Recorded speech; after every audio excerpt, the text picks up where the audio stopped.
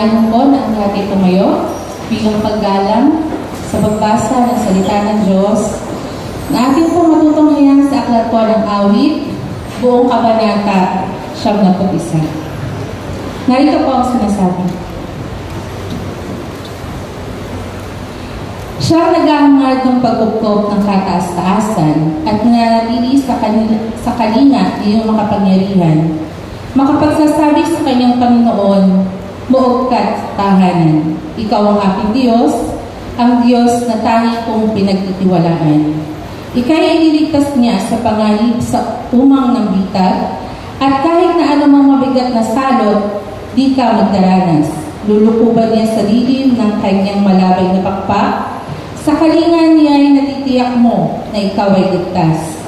Iingatan niya at ipagsasanggalang pagkat siya'y tapat. Pagsapit ng gabi, di ka matatakot sa anumang bagay, maging sa gagawing biglaang paglusob pagsapit ng araw. Ni saan pa mang darating na salot pagkagat ng dilim, di ka matatakot sa kasamaan mang araw kung dumating. Kahit na mabuwal sa iyong harapan ang 1,000 tao, sa iyong paligid ang bilang ng patay maging 10,000, di ka matatakot at natitiyak mong di ka maaano. Ika'y nagmamasid at sa panonood iyong mamamasdan.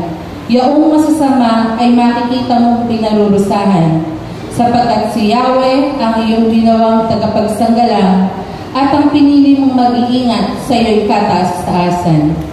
Di mo aabuting ika'y mapahamak at walang daratay, kahit anong uring mga paghihirap sa iyong tahanan. Susubuhin niya ang maraming anghel, siya'y susubaybay, kahit sa ang dako ika'y maparoon, tiyak iingatan. Sa kanilang palad ay itatayukat, silang magtataas, nang hindi masaktan ng mga paa mo sa mga batong matalas. Kahit ang tapakan mo ay mga leon at ahas na mabagsit, di ka maaano sa mga serpiente at liyong mababangis. Ang sabi ng Diyos, aking ililigtas ang tapat sa akin, at iingatan ko ang sinumang taong ako'y kikilalanin. Pagkat sila'y tumawag, laging handa ako na sila'y pakinggan. Aking sasamahan at kung may hilahil ay sasaklolohan. Aking ililigtas at ang bawat isa ay pararangalan, sapagkat bibigyan ko't gagantimpalaan ng mahabang buhay, at natitiyak na ang tatamuhin nila'y kaligtasan. Purihin po ang salita ng Diyos at ating pong ayayahan ang kanyang lingkod na magdadala ng kanyang salita, Reverend Pastor Ed Domingo.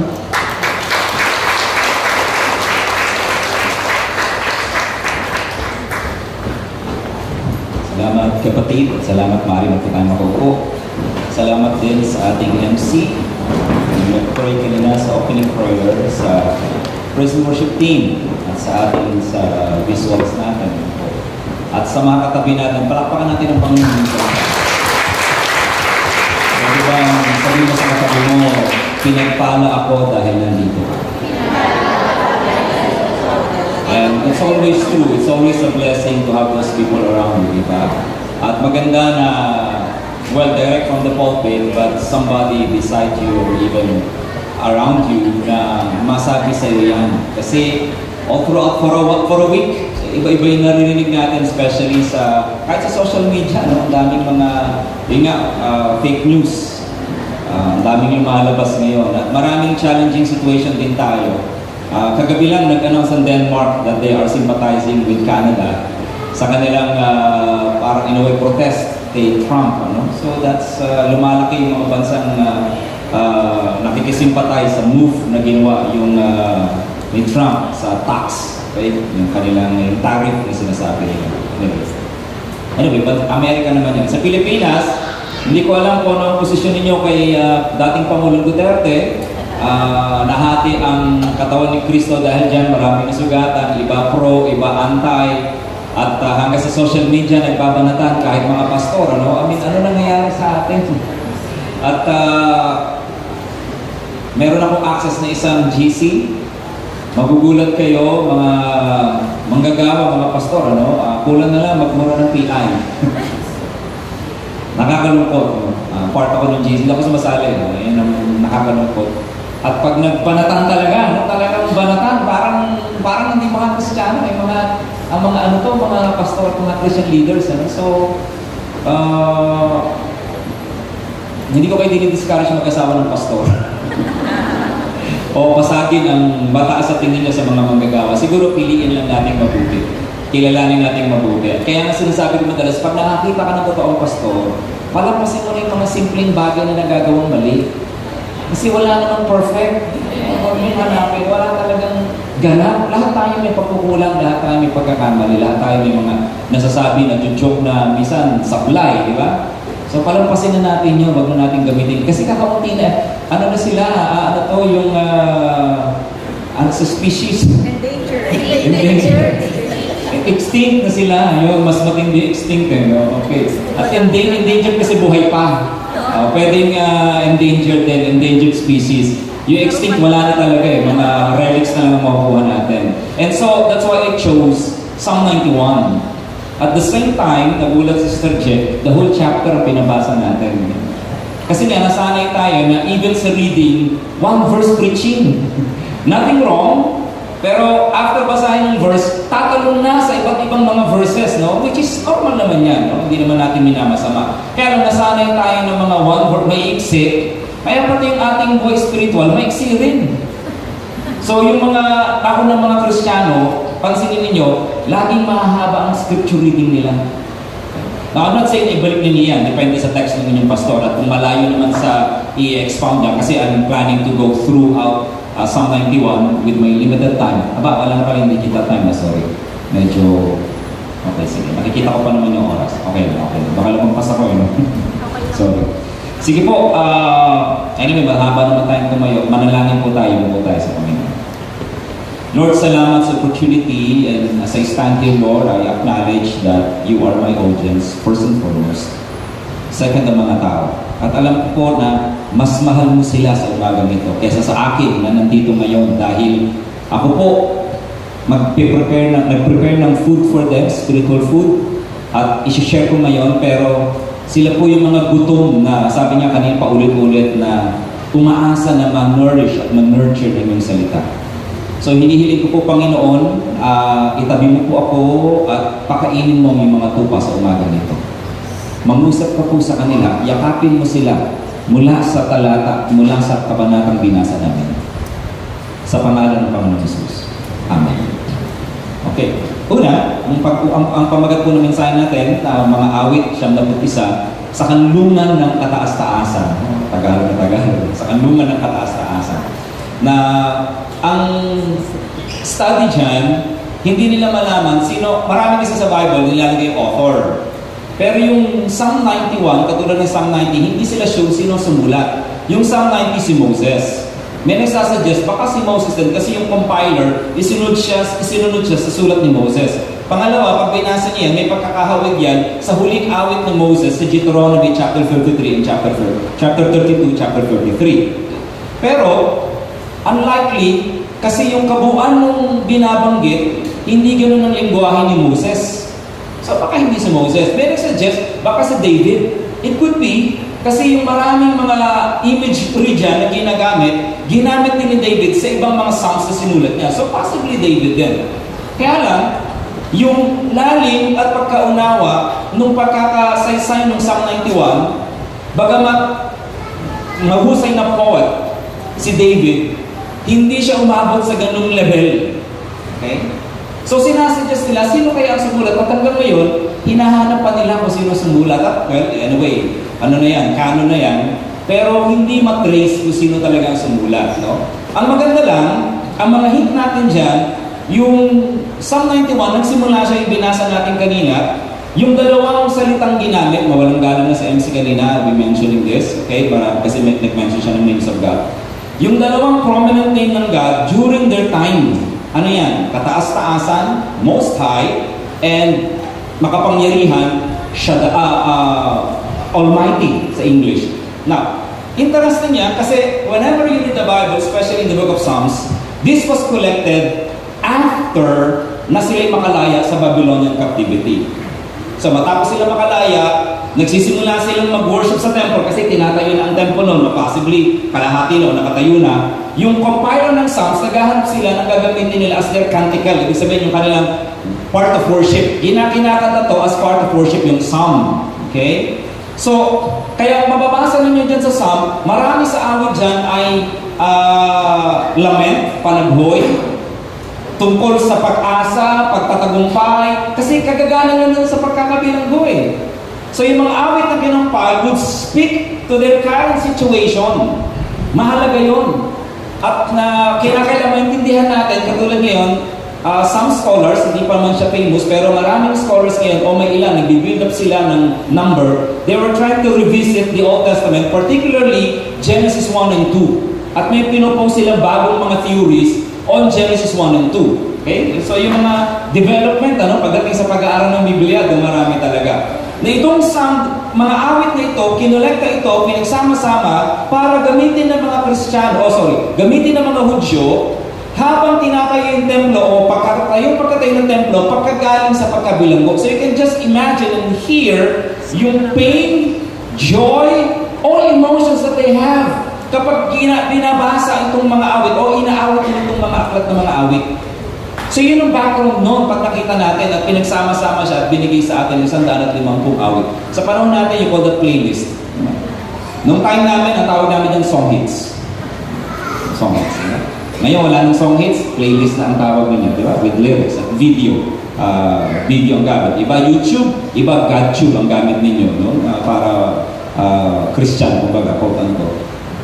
Pangalawa, yung panitikan mismo ng Psalm 91, yung sinasabi natin kanina. Pag binasa nyo, may tatlong speaker dyan. Una, yung first person, yung verse sa 1 and 2, nagsasalita siya. He who dwells in the shelter of the Most High, nagko-confess siya. Pagdating sa verse 3 hanggang verse 14 o verse 13, yung second person, ina-assure niya yung taong nagbigay ng confession sa Panginoon na nananampalataya, ito ang gagawin sa iyo ng Panginoon. Binasa natin kanina. Pagdating ng verse 14, tatlong verses, 14, 15, 16, nag-shift yung speaker. It is now God who was speaking. Ang Diyos na. Kasi yung first person, I will.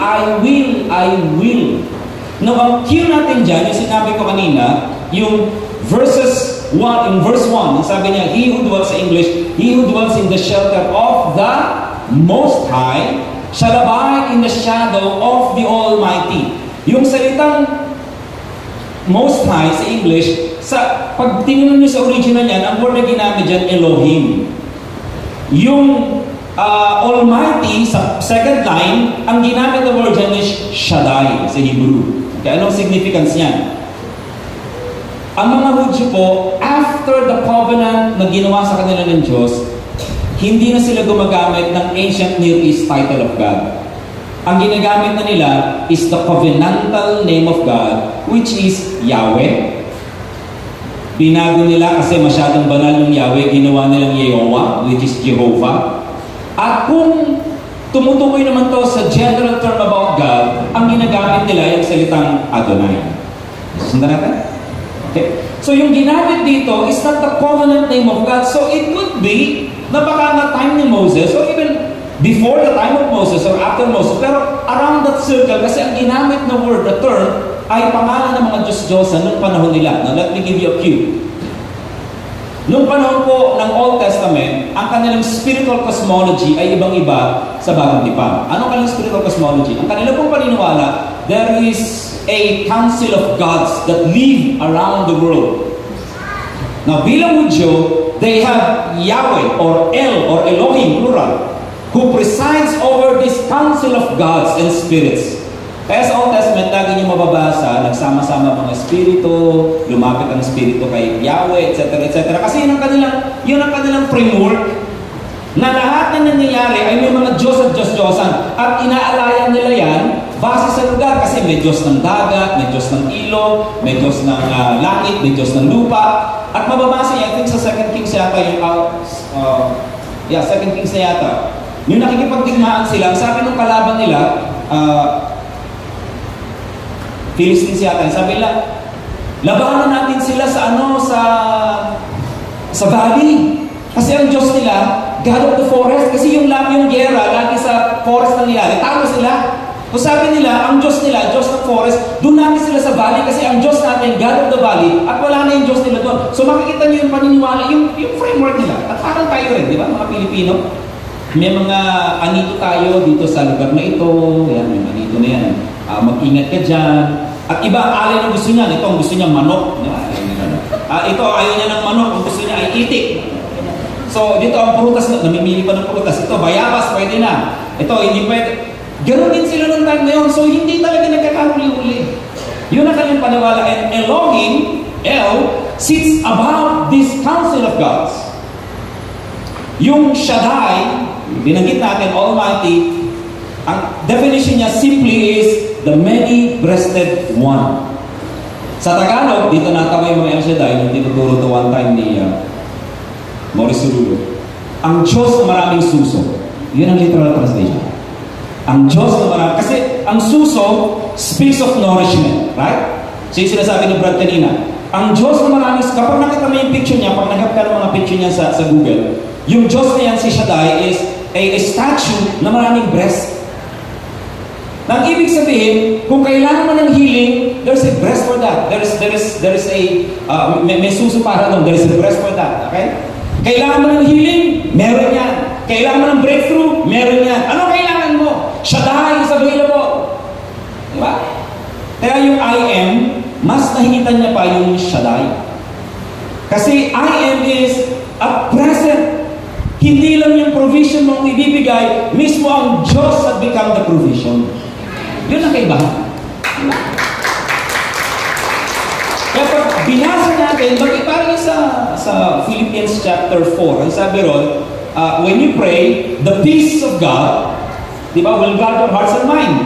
Philippians 4, 5 and 6, di ba? Pag binaba mo yun, verses 7, 8, think about these things. Di ba? Praiseworthy, sincere. Yung binanggit niya sa verse 8. Sabi niya, when you think of all these things, the God of peace, okay? Okay ba yan? The peace of God will come to you when you pray. But the God of peace will be with you when you begin to meditate on these things. Ang Diyos mismo ang sasama sa iyo. At sa Psalm 91, pinangako niya yung dalawang yan. Shaddai, ang kataas-taasang Diyos. Ang Diyos ng mga Diyos. Ang pinaka sa council of gods. Sasamahan ka. At hindi lang yan. Wait, there is more.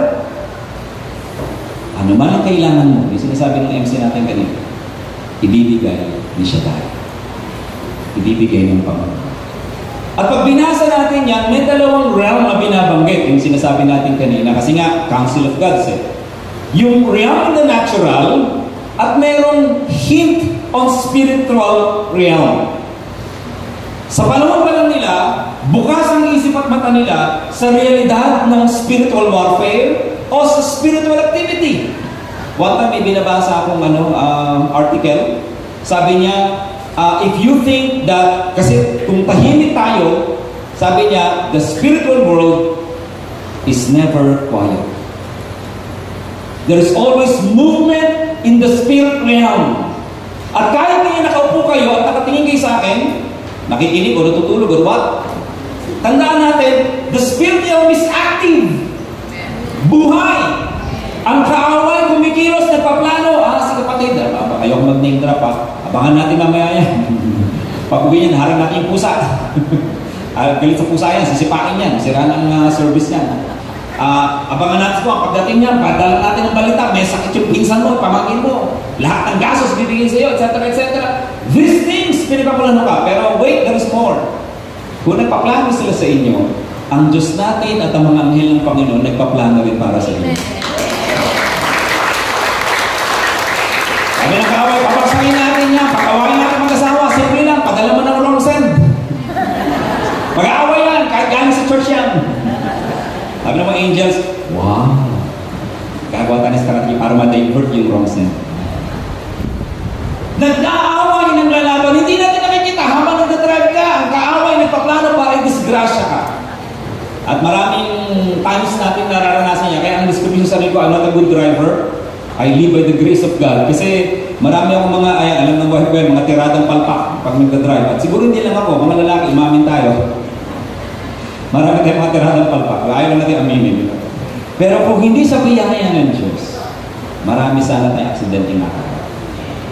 So kung active ang spirit realm, ang kaaway natin, active din ng Diyos. At ito yung isang 91, isang matibay na patotoo ng pagiging active ng Diyos sa ating buhay. So anong meron dyan? Tingnan natin. Una, yung binanggit natin kanina, paalala, yung kanyang kayarian, binanggit natin kanina, ang kapahayagan ng pagtitiwala, yung una, nagsalita siya, I trust God. Okay? Ang sabi niya, He who dwells in the shelter of the Most High, sa Pinoy version po, ang taong nakatira sa tahanan ng pinakamataas sa Diyos at nag-i-stay sa protection ng makapangyarihan sa lahat, sasabihin niya kay Lord, ikaw ang takbuhan ko at matibay kong depensa. O Diyos ko, sa iyo ako nagtitiwala. Yung kapahayagan ng pagtitiwala. Pero yung pagtitiwala niya, hindi nakadepende sa sirkumstansya. Nakadepende doon kung sino yung Diyos sa kanyang tinatawagan.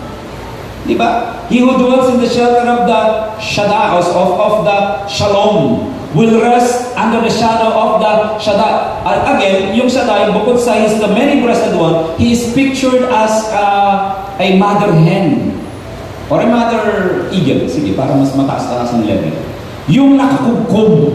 At habang nakakubkob sa'yo, maraming susunod na magbibigay ng pangangailangan mo. Pag binasa niyo Psalm 91, all-encompassing idea na ikaw ay nasa ilalim ng kanyang lihim kasi para magtago ka sa anino kahit kanino, you have to be close to that thing. For example, gusto mainit ang panahon. Di ba ginagawa niya yan pag mainit ang panahon? Ang ginagawa niyo, tumatapat kayo sa matatangkad. Di ba? Para yung anino, matago kayo kasi sayang yung pinahin nyo sa balat ninyo. Para matakpan ka ng anino, you have to be close. At yun yung idea ng Psalm 91, na darating ang protection sa iyo ng Diyos if you come closer to God. Hindi siya mangyayari if we are far away from the Lord. Kailangan malapit tayo sa Diyos. That's the confession of trust. Pinapahayag natin. At hindi lang ito basta confession. Natutuwa ko nila yung mga, di ko lang, first time nila, yung mga kinakabahan. Yung si Brad, saka yung opening prayer, kaya sa offering. Alam niyo minsan, nagtatam tayo na kapag meron tayong guest, nilagay natin yung mga professional na makasanay na. Kasi maganda pa sasabihin. Maayos, di ba? Tiklado, di ba? Ang mga ginagamit natin. Kaya lang yun ang malungkot minsan, kapag sanay na yung nagsasalita, katulad namin, pag professional na, ang sasabihin nila, yung gusto niyong marinig. Natural yung human, di ba? Pero yung mga ganyan, raw ang sasabihin. Hindi nga lang sasabihin nila. Pero, yung sinasabi nila, nanggagaling sa puso. Humuhugot sa puso. At binabag sa puso. So, ang gagawin natin, i-refine natin. Gagawin natin professional. Pag naging professional na, babalik doon sa, ang sasabihin lang nila, yung gusto marinig ng mga tao. So, ano natin? Tiklado lahat. Maganda tingnan, maayos, prim and proper. Kaya lang, nawawala yung element ng pagiging tao natin. Yung pagiging raw sa harap ng Diyos. Sabi ng isang speaker, everything you do except for prayer is a performance. Everything you do except for prayer is performance. Totoo yun. Lahat. You have to look good, you have to smile, you have to pretend na nag-worship ka kahit ang puso mo nagre-rebelde. Sarap matulog kanina, ginising-gising ako. Pero sabi nung leader, taas ang kamay. O, lahat tayo taas ang kamay. Pag di ka nagtaas ang kamay, may problema ka. So, taas ang kamay. Everything is performance except prayer. Sa prayer, walang performance doon. Kasi ikaw ang basta. Yung ginawa ng mga nagsalita at ang nag-worship leader naman, of course, in terms of, is a prayer. Walang performance. Sure ka? It's a prayer. So make sure that everything you do is like a prayer. Para walang performance. I'm tempted to perform. Lagi naman ganun. Pero habang nag-edad niya, sabi ko, di ba, sabi ko sa inyo, sabi ko, pag edad ko kaya, may mag-invite pa sa akin.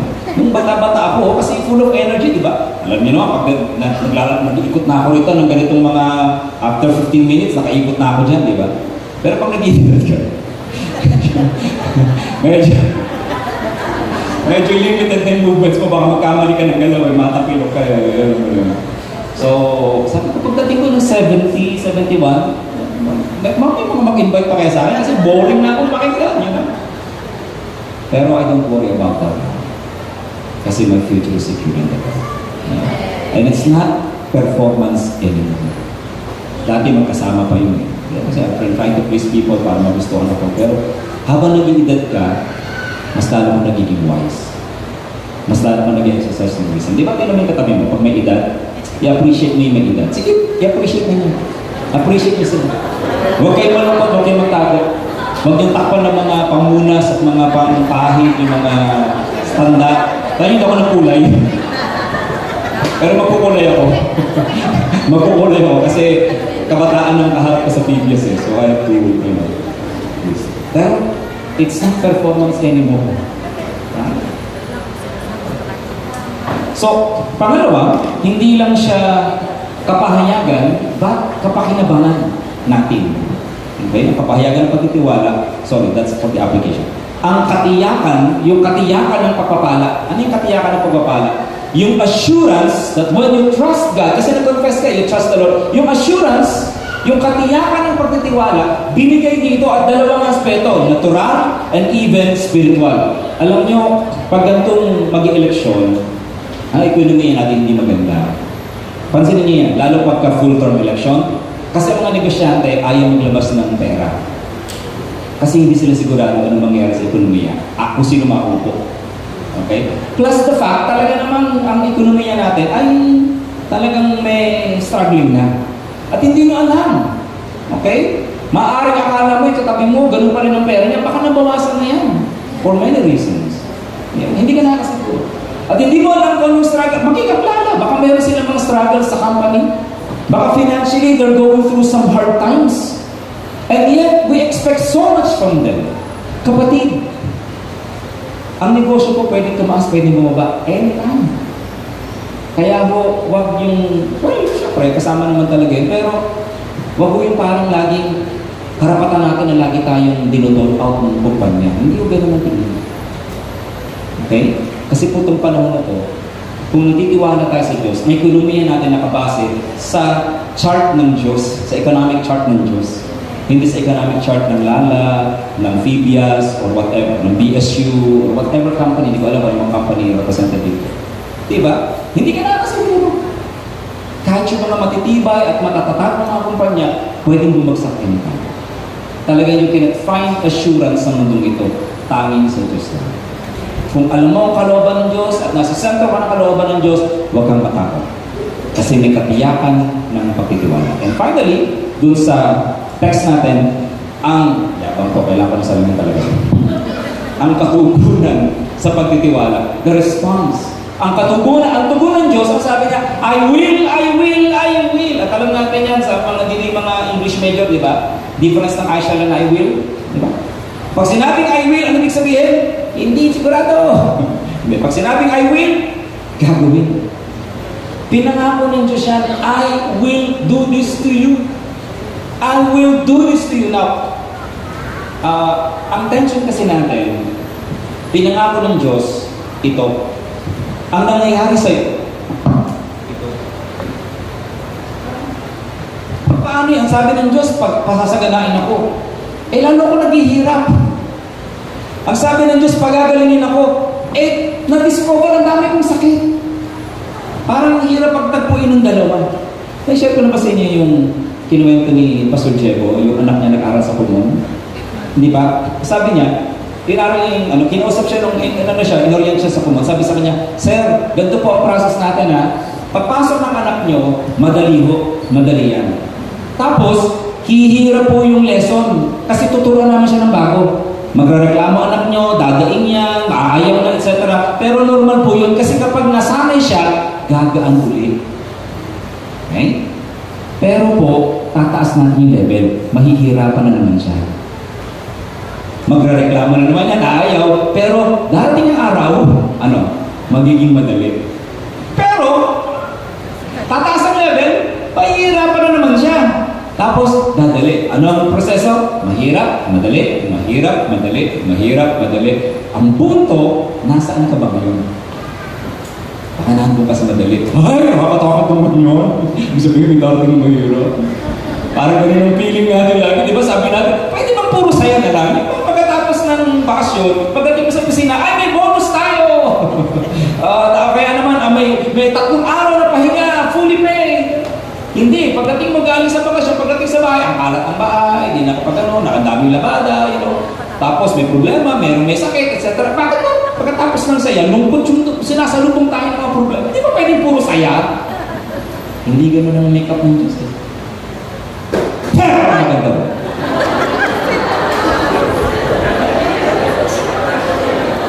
Away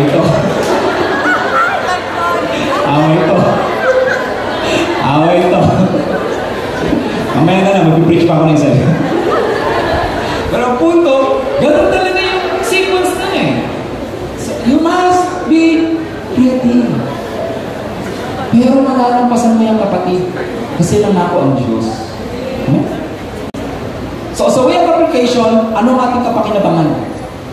Ano ang kapakinabangan natin sa kayarian ng Psalm 91? 3 lang din. Una, ang pangako ng Diyos ay ang pinakamabuti sa atin. Huwag niyo kalilimutan. Kahit ano pang pinagdaraanan mo, ang pangako ng Diyos sa iyo, yung pinakamabuti. Now, minsan, ang problema natin, amen, praise God.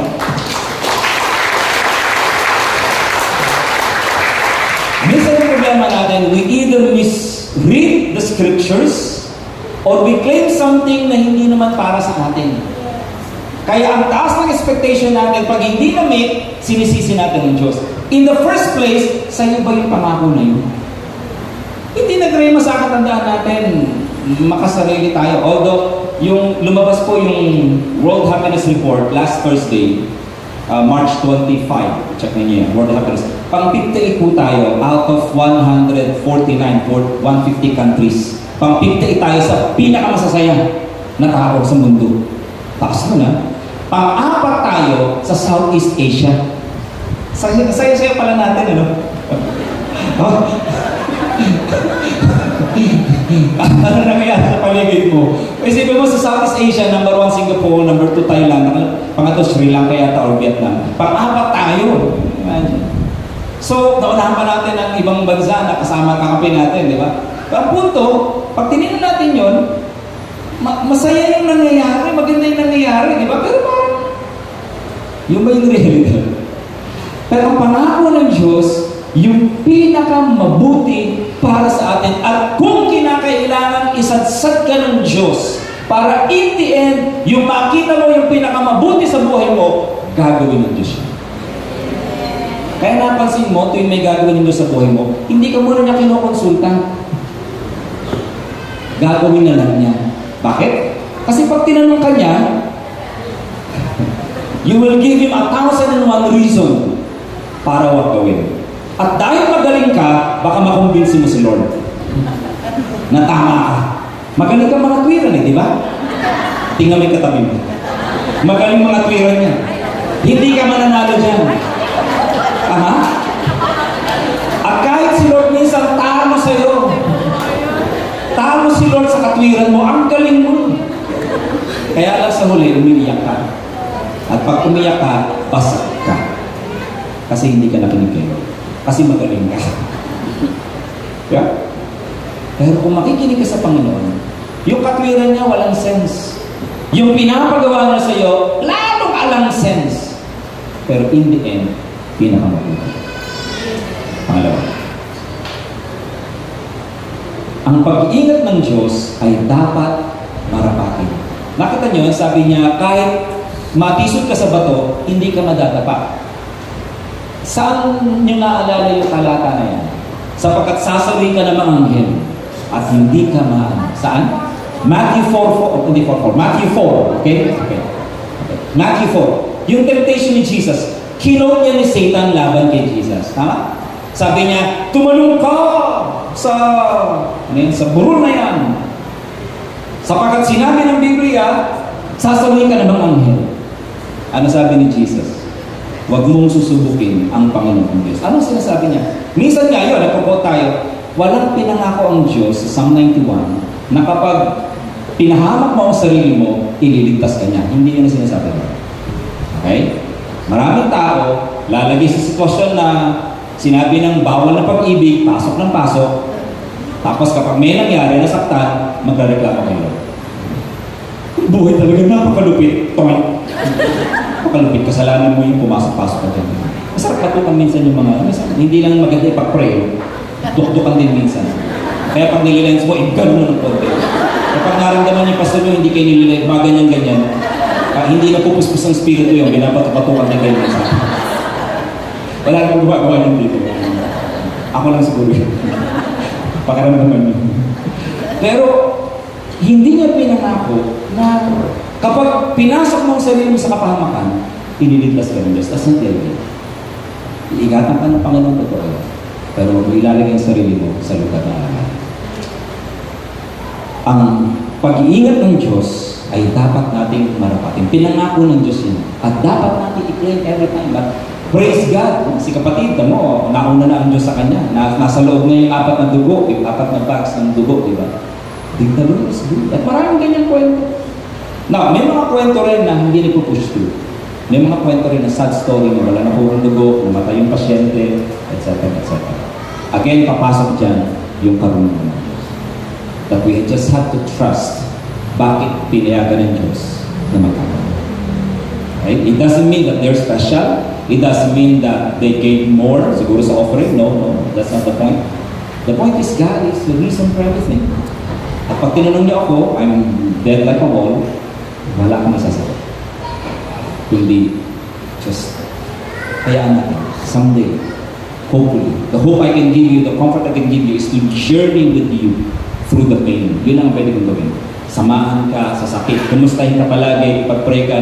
Minsan, pag wala ako, nagsasend ako ng prayer sa kung sino may nangangailangan. O sometimes, ini-encourage lang yung sensitivity. May mga tao hindi na kailangan, may tatago na, pino-off na yung cellphone mo. Pero, I'll journey with you. Yun ang maganda. Yung presensya ng Diyos is felt by that presence. And finally, ang patnubay ng Diyos ay ating kilalanan. Ito yung isang magandang maging sensitive tayo sa paglilid ng Diyos sa buhay natin, sa direction natin. Lord, ikaw ba ito? Yan ang tanong lagi. Hindi yung pag may maganda, sunggap agad. Kasi tandaan natin, ang kaaway dun sa Genesis 3, sinandwich niya yung kasinungalingan. Sinabi niya yung totoo, 1, yung pangalawa, kasinungalingan, yung pangatlo, katotohanan. Nakasandwich dun.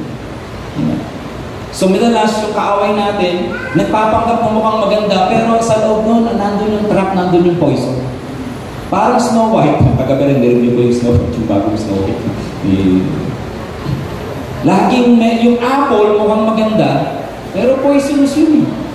Di ba? Diba? Nireview ko, nakakatawa, merong comment, yung, kasi hindi na 7 words eh. Kasi nga, culturally offensive, di ba? So, 7 magical creatures. Hindi na mga, bawal na sabihin yung unano, bawal na ngayon yun, di ba? Kasi offensive. So, akala natin, ang ganda ng apple, makintag, di ba? Mukhang masarap, pero there's poison in that apple. Remember, whatever the enemy offers you is always poison. Never forget that. It may seem good, it may taste good in the beginning, pero in the end, it will bring you death. Ang Diyos, pag nag-offer, parang laging bawal. Pwede mo kainin lahat, except for one. Huwag natin may bawal. Parang okay na sana, pwede na lahat, pero may isa pa rin bawal. Parang lagi tayong nililimitahan ng Diyos. Pero that's for good. That's for good. Ang patnubay ng Diyos ay ating kailangan. In closing, let me encourage you, when you go back to Psalm 91, pwede mamayang gabi, bago kayo matulog, o bukas sa inyong devotion, try to put your name in the text. Let me read it. And then feel the difference. Si Ed na nakatira sa tahanan ng pinakamataas sa Diyos at nag-i-stay sa protection ng makapangyarihan ng sa lahat. Sasabihin niya kay Lord, ikaw ang takbuhan ko at matibay kong depensa. O Diyos ko, sa iyo ako natitiwala. Si Lord ang magliligtas kay Ed sa mga trap ng kaaway at sa mga sakit na nakakamatay. Parang ibon, ipoprotect niya si Ed sa ilalim ng pakpak niya. At dun, siguradong safe siya. Ang pagiging tapat ni Lord, parang shield na magpoprotect kay Ed. Hindi ka matatakot sa kahit anong bagay sa gabi, o kahit may biglang lumusot sa umaga, o sa mga salot na dumarating sa dilim, o sa mga masama na pumapatay sa tanghali. Kahit 1,000 tao pa, Ed, ang mamatay sa tabi mo, at 10,000 naman sa paligid mo, ikaw, Ed, hindi ka masasaktan. Titingin ka lang at manonood, makikita mo, Ed, mapaparusahan ang masasama. Si Lord ang ginawa mong takbuhan, Ed, para maging safe. Ang Diyos na pinakamataas ang pinili mong maging tahanan.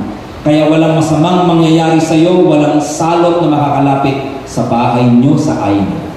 Ibibilin ka niya sa mga angels niya na bantayan ka saan ka man pumunta kahit nagdadrive ka. Aalalayan ka nila para hindi masugatan sa bato ang mga paa mo. Tatapakan mo ang mga kaaway mo, mga namimigtas sa iyo, ang mga leon at ang mga ahas. Dudurugin ang mababangis na leon at cobra. Sabi ng Diyos kay Ed, isa-save kita dahil minahal mo ako. Ipoprotect kita, Ed, dahil sinasabi mong ako ang iyong Panginoon. Pag tumawag ka sa akin, sasagot ako sa iyo. Sasamahan kita sa oras ng kaguluhan, tutulungan kita at bibigyan ng karangalan. Ed, i-reward kita ng mahabang buhay at ililigtas kita. Do it. Put your name and feel the love of God. Manalangin. Panginoon, salamat sa paalaala. Parang ang daling sabihin ng mga pastor, minsan, Panginoon, kami mga pastor, kung magsalita, parang ang dali-dali.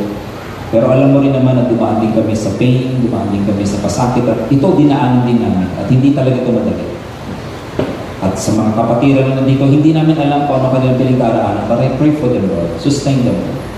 I pray for them, Lord. Hayaan mo kung mapagtagumpay nila at maisip nila na ang pinakamabuti ang nais mo sa kanila. May your blessing be upon them. May the Lord bless you and keep you. May the Lord lift up His countenance. May the Lord grant you, bless you, be overjoyed with you. In the name of the Father, and the Son, and the Holy Spirit. Amen.